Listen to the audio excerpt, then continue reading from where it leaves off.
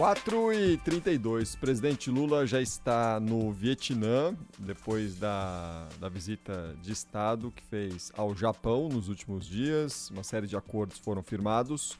O Rafael Procópio, de Brasília, acompanhou as últimas informações do presidente da República. Está com a gente aqui no Bandeirantes Acontece para atualizar a gente. Rafael.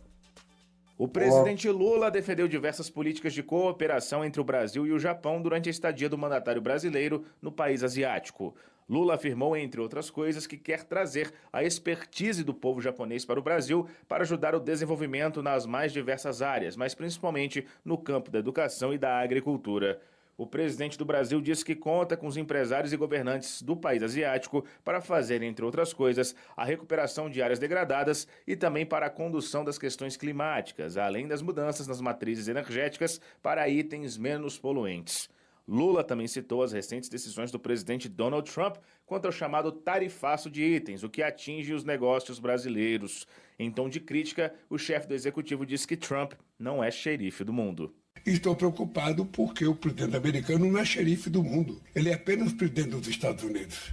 Então é importante que, ao invés de tomar medidas unilateral, que ele pudesse conversar com os governadores de outros países, com os presidentes, com os políticos de outros países, para tomar suas decisões. Eu não sei o que o Japão vai fazer. No caso do Brasil, nós vamos recorrer ao OMC e, se não tiver resultado, a gente vai utilizar os instrumentos que nós temos, que é a reciprocidade e taxar os produtos americanos. É isso que nós vamos fazer. Um dos principais motivos da visita de Lula ao Japão foi o alinhamento de políticas de importação de carnes brasileiras e também a aceleração de um acordo econômico entre o país asiático e o Mercosul. A comitiva brasileira contou com diversos ministros ligados à agricultura e ao desenvolvimento e empresários destes setores. Após esse entendimento, o governo japonês decidiu enviar representantes do país, especialistas em controle sanitário, para que os técnicos possam avaliar a carne bovina do Brasil, o que seria um primeiro passo para a abertura do mercado deste item. Com isso, ficou a possibilidade de novas análises para outros tipos de proteína animal. Entre os diversos acordos firmados, o Brasil fechou a venda de 20 jatos fabricados pela Embraer para uma empresa japonesa de avião. O valor da venda ficou em aproximadamente 10 bilhões de reais.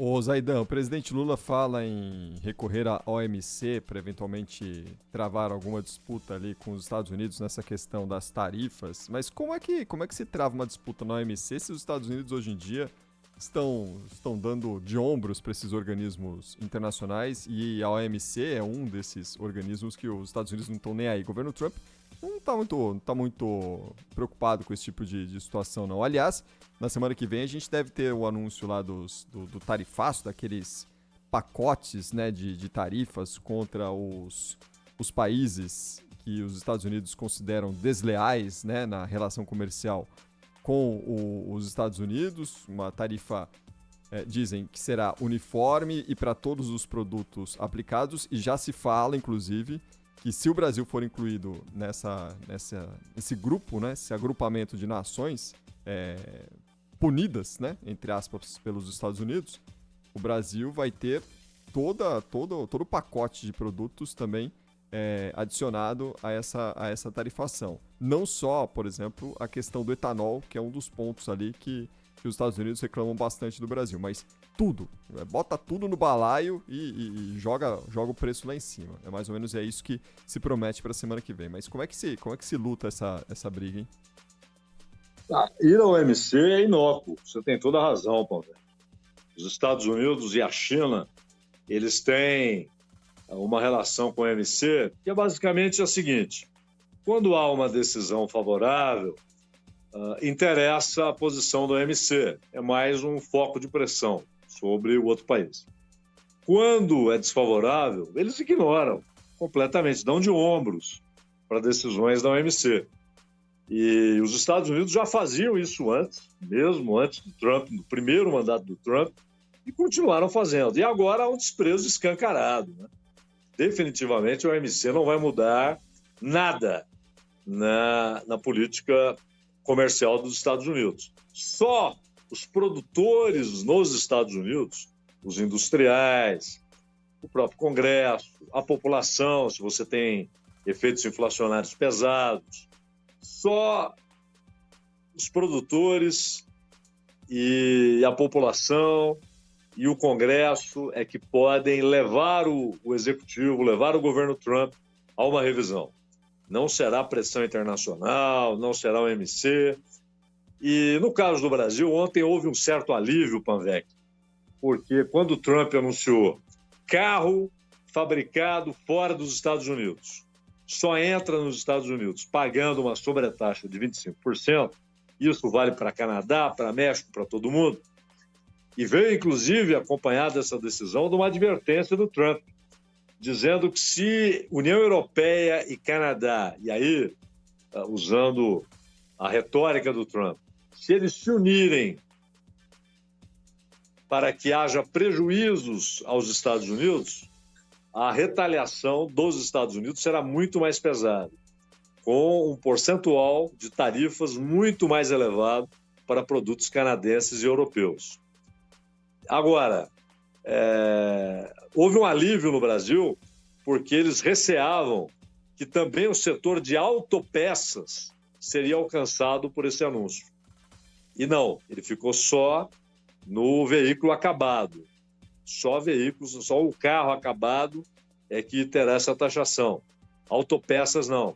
E o Brasil tem um comércio imenso com os Estados Unidos, para o padrão de comércio brasileiro, mais de $1 bilhão por ano na venda de autopeças para o mercado nos Estados Unidos. Então, por enquanto, esse setor foi poupado. Agora vamos ver o conjunto de medidas que o Trump anunciará no começo da semana que vem, para sabermos o alcance dessas medidas, até porque há uma contradição naquilo que já foi anunciado. Ora, fala-se em tarifação indiscriminada para todo mundo. Ora, que será considerado, e essa tem sido a posição do Departamento de Comércio, que será considerado o tipo de relação comercial e as condições das relações comerciais dos Estados Unidos com cada país. Por exemplo, o Brasil não tem superávit com os Estados Unidos. A relação Brasil-Estados Unidos dá aos Estados Unidos um pequeno superávit. O Brasil tem déficit nessa relação comercial. Então, se forem levar a situação da relação comercial com cada país, talvez a sobretaxa imposta a produtos brasileiros seja menor e não seja abrangente. Mas, por outro lado, há um anúncio paralelo e contraditório de que haverá uma elevação padrão para todo mundo que produz fora dos Estados Unidos e que quer colocar seus produtos no mercado dos Estados Unidos. Aliás, o governo brasileiro enviou uma manifestação no contexto do gabinete do representante do governo Trump para o comércio, em meio àquelas consultas públicas, né, que foram abertas em relação a esses anúncios das tarifas feitos pelo governo Trump e pela Casa Branca. E justamente nessa manifestação o governo brasileiro destacou ali que esse tarifaço do Trump pode comprometer severamente, nas palavras do documento oficial brasileiro, as relações comerciais entre os dois países. E no caso das tarifas dos automóveis, Zaidan, o Trump anunciou esses 25%, né? Vai afetar muito a compra de carros, principalmente de Japão e Coreia, que são países que negociam com os Estados Unidos com tarifas bem baixas hoje e certamente vão ser muito atingidos por causa desse tarifaço. Nesse podcast ele falou que lançou, né, vão pagar mais, um imposto e tudo mais, e aí ele foi questionado sobre o Elon Musk, se foi alguma jogada junto com o Elon Musk. Ele fala que não, que o Elon Musk nunca pediu nada nesse sentido para ele e tudo mais, mas hoje os analistas internacionais e que analisam essa questão do setor automotivo mundo afora estão destacando que o Musk certamente vai ser o mais beneficiado por essa medida.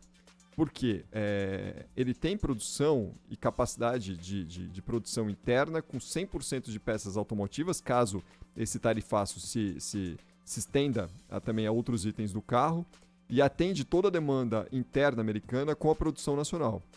Ou seja, pode ser um dos principais beneficiados por essa medida tomada pelo governo Trump. Até porque outras montadoras, americanas inclusive, E elas dependem muito de, eventualmente, importações de modelos, e principalmente ali no Canadá e no México, porque eles têm esse deslocamento de fábricas ali pela América do Norte. Ou seja, o aliado de primeira mão ali, de primeiro momento, de primeira ordem da Casa Branca, pode se beneficiar financeiramente diretamente dessa decisão, né, Zé? É claro, mas também isso tem um tempo, né? Isso não é algo perene, porque é uma lógica do capitalismo. Essas empresas vão buscar a internalização da sua produção. Vão colocar no papel o custo. Quanto custa produzir nos Estados Unidos? O que sai mais caro?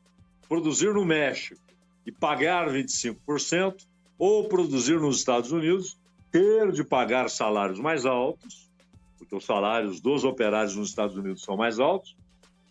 O que vai custar menos? Onde o custo será menor? Onde eu terei mais lucro? Esse é o cálculo, né? A ideia do Trump, obviamente, a matriz disso não é o Musk. Ele é um beneficiado, mas a matriz não é. Até porque ele tem tido problemas internos, né? Com ataques a concessionárias da Tesla, a carros da Tesla, a centros de serviços da Tesla, ataques físicos, né? Com bombas, etc.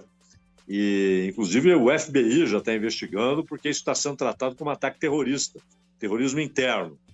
Mas o fato é que ele vai ser beneficiado, mas ele não é a matriz disso. A matriz disso é a ideia de uma parte importante dos capitalistas nos Estados Unidos. O Trump é o portador político dessa ideia de levar as fábricas de volta. Inclusive, essa nota do governo brasileiro, que você até mandou para a gente, Pão Velho, mostra isso. O governo brasileiro diz: nós reconhecemos como legítima a política de reindustrialização nos Estados Unidos e estamos tentando fazer isso aqui, não é? Está na nota do governo brasileiro. Porque a ideia é essa, é um processo de reindustrialização, de produção de empregos industriais, de impostos pagos internamente. Essa é a ideia. Mas os obstáculos são imensos, né? Até pelos interesses daqueles que produzem fora para colocarem os produtos no mercado dos Estados Unidos. E fora os impactos econômicos internos para a população de modo geral, porque certamente isso vai se refletir em custos, aumentos e reajustes e o impacto no bolso do cidadão, né?